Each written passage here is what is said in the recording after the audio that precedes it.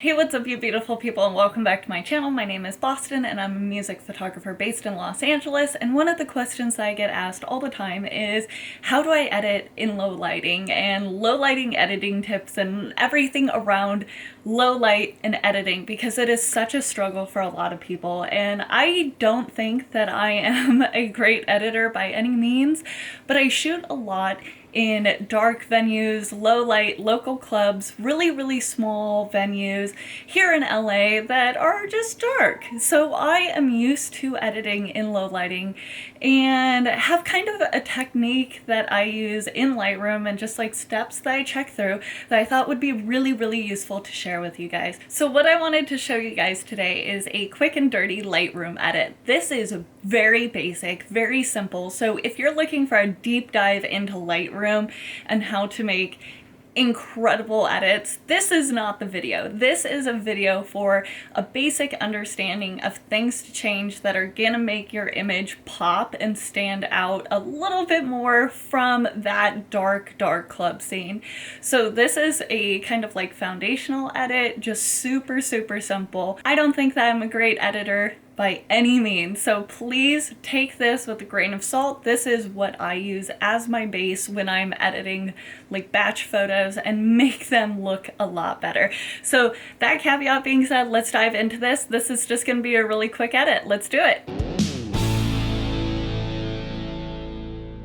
So this is the image that we're going to be working with today in Lightroom. This is a local band at a local venue, Lucky Strike in Hollywood, and I love this venue for the most part. It looks really good. They do tend to use a lot of the blues and pinks, so that's what you're seeing a lot in this image. When I took this image, there were no front white lights, so that's why this is completely purple. There was no like fill light that was just white. So that I'm gonna have to kind of correct, see if I want to change the skin tones or if I want to leave it kind of purple like this. I always talk to my band when I'm editing the photos, and this band, I know that they actually like the normal colors of what you're seeing at the show. So they would prefer this one to be a purple, a pink, a blue, versus like a white light, like normal skin tones. So I know that when I'm editing this, if I don't like the coloring that I'm coming out with, I can completely leave this purple if I want to. So that's a good thing to consider, because the first step that I do is monitor my exposure and my white balance. So we're going to start off over here, and I'm just going to kick up my exposure a little bit, just enough that I'm not getting like blown out highlights. See, this is like way too much. There's way too much grain in the back. But if I bring it a little bit up to around here, you start seeing the color in his face, a little bit more definition across the shirt and everything, so I'm happy with that so far. And then this tool will save your life. This is the white balance dropper tool. If you don't use it, highly recommend using it.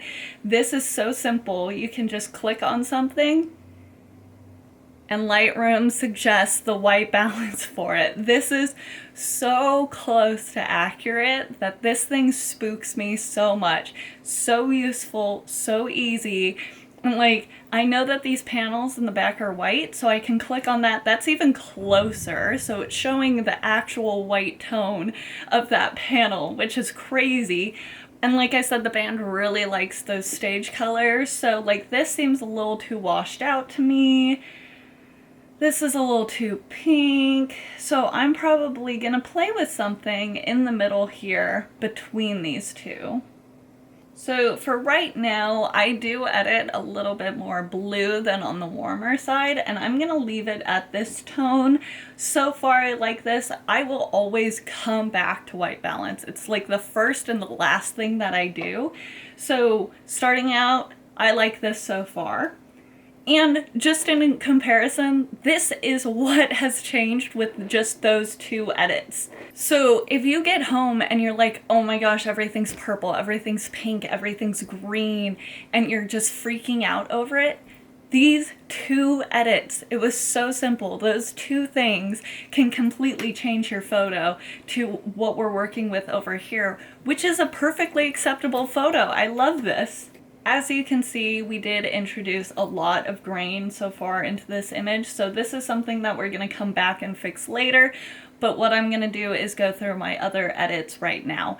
Normally I do bring the highlights down a little bit. There's really no need because there's not a lot of highlights in this image, so I'm going to leave that at 0. I do normally brighten up my shadows a little bit. I don't think that I really need to in this photo, but like 15 seems about right. Everything else is like a little too much. So let's go with 15. Whites are the same as highlights to me. If this was really blown out, I'd bring them all down. But again, I don't have a lot of blown out parts of this image, so I'm going to leave that alone. And then blacks, I always like to bring them down like 5 or 10 just to give that little bit darker. And I also add some contrast in here. So I roughly start with like 10 and play around with it. I think I like 10 the most. I don't want to do more or less. And I never go on the other side of the contrast. I always do positive contrast because I like the pop of color, and this just looks washed out. So yeah, let's leave it at 15. So running through just the first step so far, we had a little bit of exposure. I always do up on the exposure because I often shoot like underexposed. A little bit more contrast, so positive there. I normally bring down the highlights, so negative highlights. I plus on my shadows. If I touch the whites at all, that's a negative change, and then negative on the blacks to bring them a little bit darker. I know that the shadows and the blacks kind of contradict each other, but for whatever reason, that's something that I like. Otherwise, I would say leave the blacks alone, leave your black point as shot, and then just play around with your shadows, but this is kind of how I like doing it. So far, still happy with this. I do add a little bit of clarity. Please do not go overboard on this because it gets really crazy really fast. As you can see, it kind of destroys the color, adds so much grain.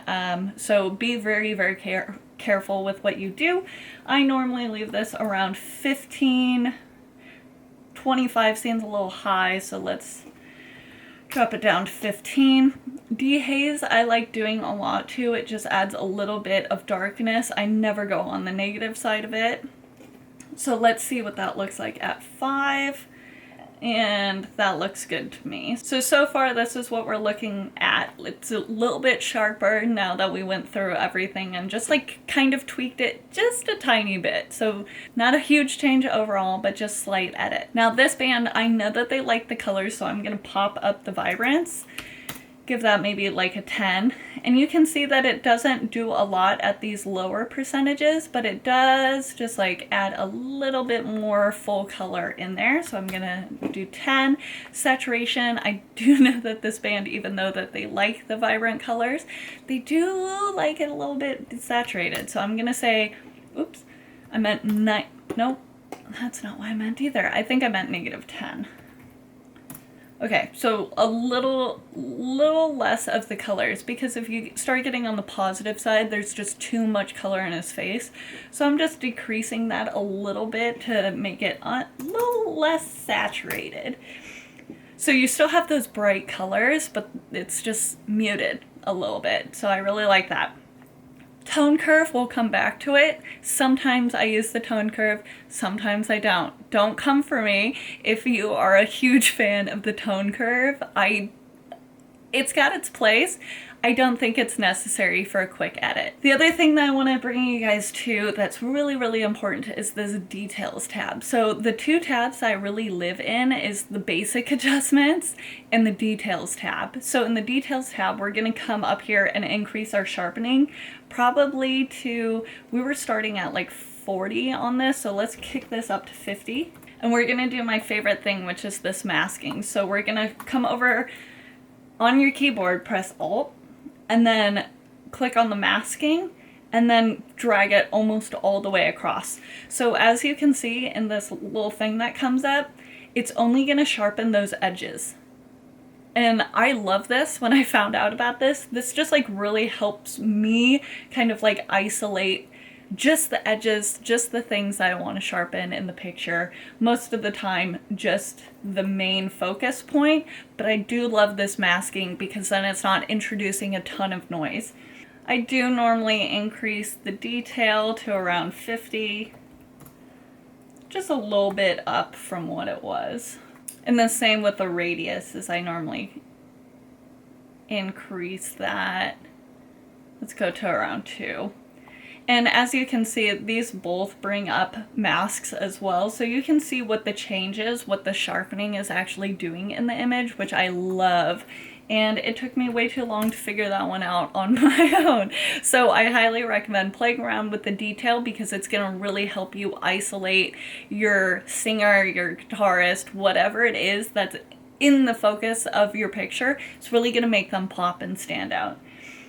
As I said before, I did add a lot of noise to this image, so I do go into my noise reduction, and I normally bring this to between 10 to 30. I never go above 30 because it starts looking crazy, and it does look different based on the photo, so don't get used to just popping in 20 and thinking that it's going to work across the board.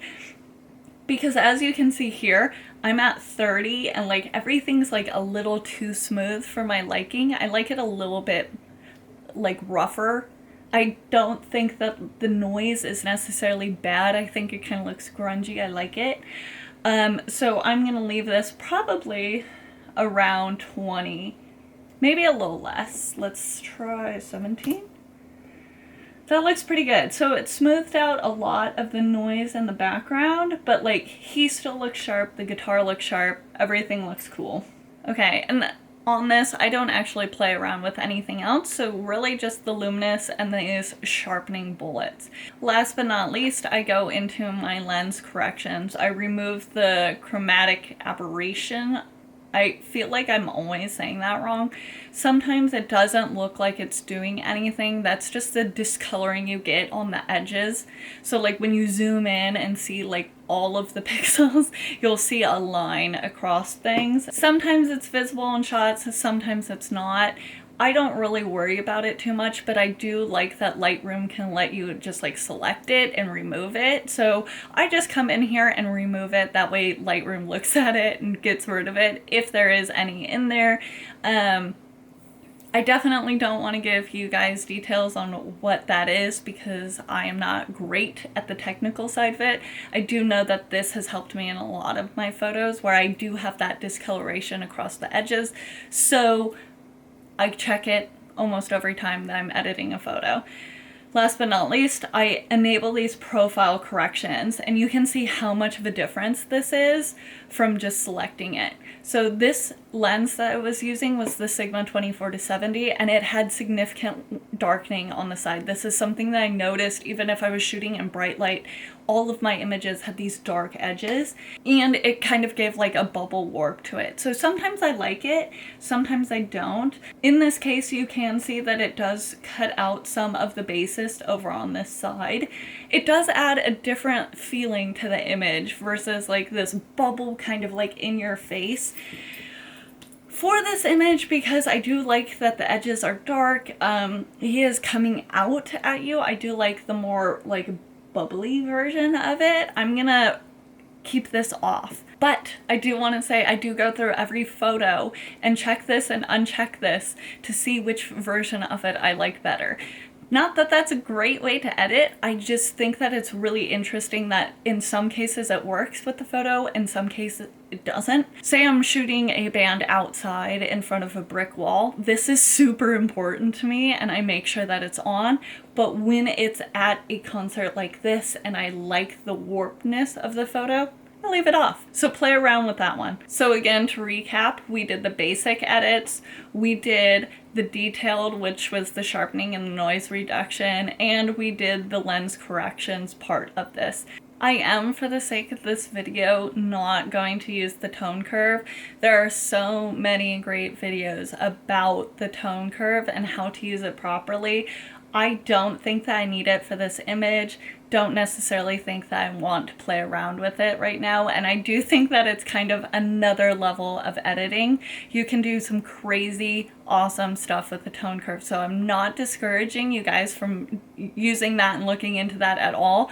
I'm just saying for a quick and dirty basic edit, you can really live in the basic edits and get a good shot out of it. So ignoring the tone curve, we're gonna go back to the basic edits, do our final tweaks, and that's gonna be it. So I'm gonna come back here, and I think that I like it a little bit brighter, so I'm just going to increase my exposure and my shadows a little bit, but kill some of these highlights and just play around with it until I'm happy with something. And a little bit more dehaze to really bring the mood, the vibe to be a little bit darker. And then I'm going to come back to my white balance and try this one more time. So I'm going to click that, and it made it more pink. Click his skin tone, and that's way more green. So let's just play around with these sliders a little bit. Too pink. Blue, okay. That's going to make him way more blue. So I think, I think that at the end of the day, this is the skin tone that I like the most. It's a little blue. It keeps the color of what's going on. It's not too much of a change from the purple. And I think that it looks good. It's brightened up. It's really pulling him out and making his shirt and his guitar pop, while in the original picture it just kind of faded. And that's that. If I were to go through all of these edits on my own, without talking through this would probably take me about 30 seconds per photo. So again, super quick, super easy, just changing a few things. And seriously, this white dropper selector will save your life when you're editing. It is so quick and so easy. And then just please remember to come into the temperature and tint and play with those sliders until you find something that you like. That being said, if you really want to go into more detail on this, you are more than welcome at your leisure to open this HSL slider and really come in here and play around. I mostly play with the hues. This little selector works wonders. So you can select it and then drag, and it will change the hue of the thing that you selected. So you can see that it's moving on the right hand side of the screen, where like my blues and my purples changed from that simple grab and edit. So this is how the image is that I'm fine with. But if you really wanted to come in here and play around with the skin tones to make them more orangey yellow, you can play around with this slider and give more of those change in tones until you find something that you really like. At the end of the day, my editing is just to capture what is on stage and not really change the colors of what is going on. So that's why I don't do a lot of like heavy Photoshop or Lightroom edits when it comes to changing colors. You will never see a photo of mine where the stage lights were green and I changed it to red or something else. If I absolutely hate the color, I will make it black and white.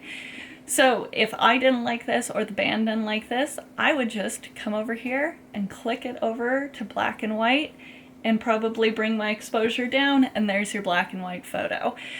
I think that this is an easy edit, especially if you're churning out a ton of photos at the end of the night and you just can't get the colors right.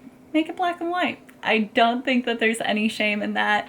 I like keeping the colors, especially when this is close to what people were seeing if they attended this show. So I know that his skin tone isn't completely correct, but it is close enough to me that it works with what is on stage. It makes him look good. It's not unflattering, and I think that it looks cool. So I'm gonna leave this photo as is. All of these photos in this set were edited the same way, and as you can see, a few of them are black and white, and here's all the other ones that I did not edit.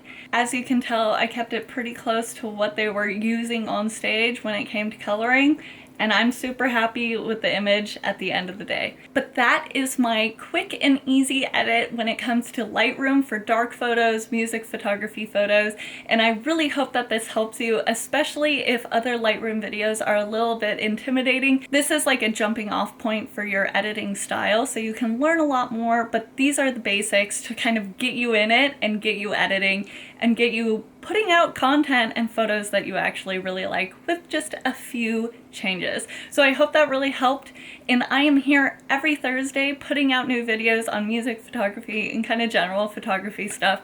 So please come back for the next one, and I hope to see you guys then. Thanks, bye.